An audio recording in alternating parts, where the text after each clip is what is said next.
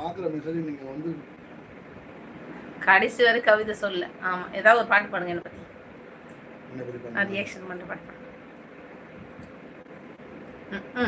பாடுங்க. பாடுங்க மாமா, பாடுங்க மாமா.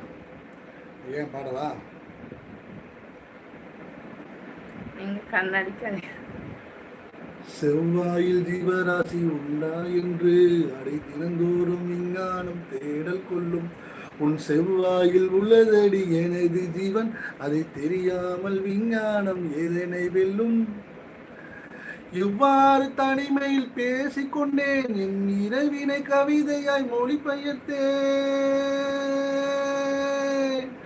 மேகங்கள் என்னை தொட்டு போனதுண்டு, சில மின்னல்கள் என்னை உரசி போவதுண்டு. மேகங்கள் உன்னிரண்டு கலந்ததுண்டு, மனம் சில்லென்று சில போது சிரித்ததுண்டு.